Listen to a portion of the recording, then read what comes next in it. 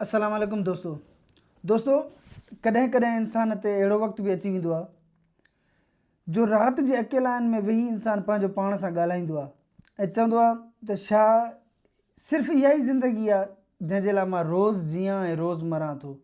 इंसान जो उन वक़्तु खीसो ख़ाली ऐं हौसलो बि टुटल हूंदो आहे। मथां वरी कर्ज़नि जा पहाड़, कर्ज़नि जा जबल जेकी डायरेक्टली इंसान जे इज़त नफ़्स ते हमिलो कंदो आहे, जेको इंसान खे हर रोज़ु सुम्हण खां अॻु में मारींदो आहे, जेको निंड खां अॻु में असांखे तड़पाईंदो आहे।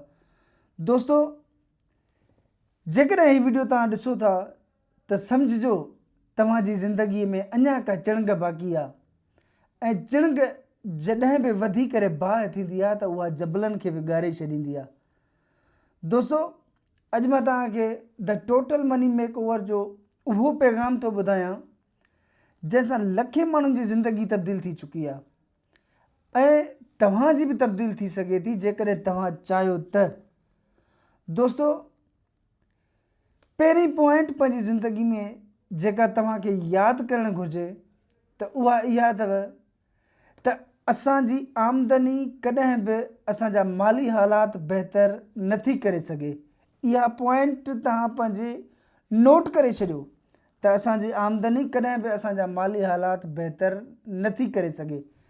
असांजा माली हालात बहितर करे सघे थो हिकिड़ो ॾुखियो फ़ैसिलो, ऐं उहो ॾुखियो फ़ैसिलो इहो आहे त बसि हाणे बसि इहो हिकिड़ो लफ़्ज़ काफ़ी आहे तव्हां असांखे ज़िंदगी ॿीहर शुरू करण जे लाइ। इहो हिकिड़ो लफ़्ज़ काफ़ी आहे तव्हां असांजा कर्ज़ लाहिण जे लाइ।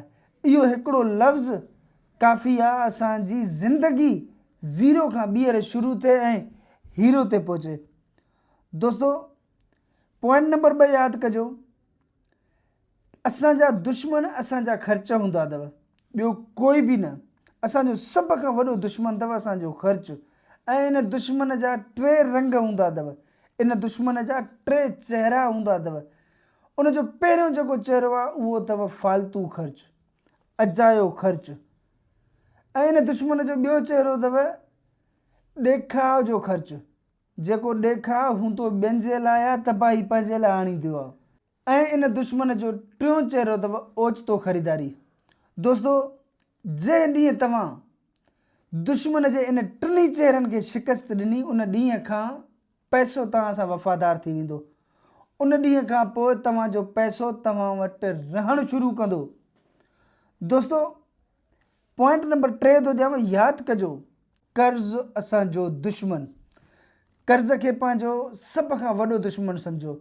दोस्तो, कर्ज़ खे लाहिण जी ईअं कोशिशि कयो ॼण तव्हांजे घर खे बाहि लॻल हुजे ऐं तव्हांखे उहा बाहि विसाइणी आहे। जेसिताईं तव्हां पंहिंजे घर जी उहा बाहि न विसाईंदव तव्हांजो घरु पियो सड़ंदो। कर्ज़ उहा वाहिद शइ आहे जेका इंसान खे कॾहिं बि तरक़ी न करणु ॾींदी आहे।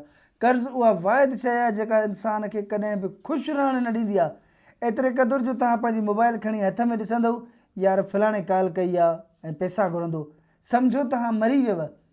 दोस्तो, पहिरियां नंढा कर्ज़, पोइ उन खां वॾा कर्ज़, आख़िर में जेके सभ खां वॾा कर्ज़ हुजनि उहे लाहियो। दोस्तो, पॉइंट नंबर 4 थो ॾियांव, एमरजेंसी फंड ठाहियो पंहिंजे लाइ। तव्हांजी कमाई कखो आहे, लखो आहे, जेका बि आहे, पंहिंजे ख़र्चनि खे एतिरो सेट कयो जो तव्हां घटि में घटि पंहिंजी एमरजेंसी जे लाइ तव्हांजे अकाउंट में 50,000 लखो रुपयो हुजे। एमरजेंसी जा मुख़्तलिफ़ चेहरा हूंदा आहिनि।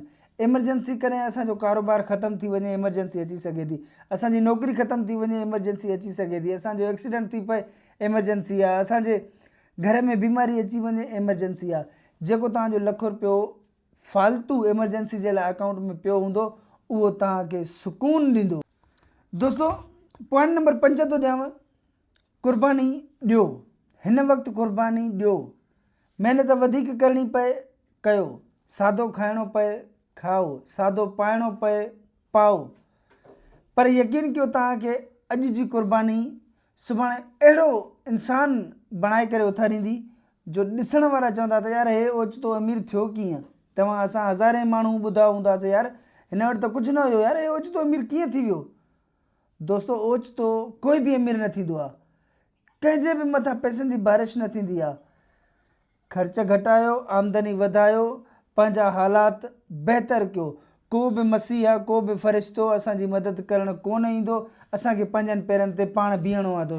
दोस्तों जॾहिं बि तव्हांखे महसूसु थिए त तव्हां थकिजी पिया आहियो, तव्हां भित सां लॻी चुका आहियो, त सिर्फ़ु हिकिड़ी ॻाल्हि यादि रखिजो, पंहिंजो पाण सां ॻाल्हाए करे सिर्फ़ु एतिरो त चई सघो था त जेतिरो मां बर्दाश्त कयो आहे, मुंहिंजी औलाद खे एतिरो बर्दाश्त नाहे करिणो।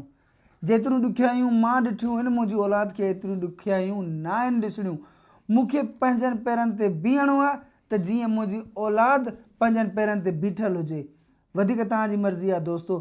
जेकॾहिं तव्हांखे वीडियो पसंदि अचे त वीडियो खे लाइक ऐं चैनल खे सब्सक्राइब ज़रूरु कजो। अल्लाह हाफ़िज़।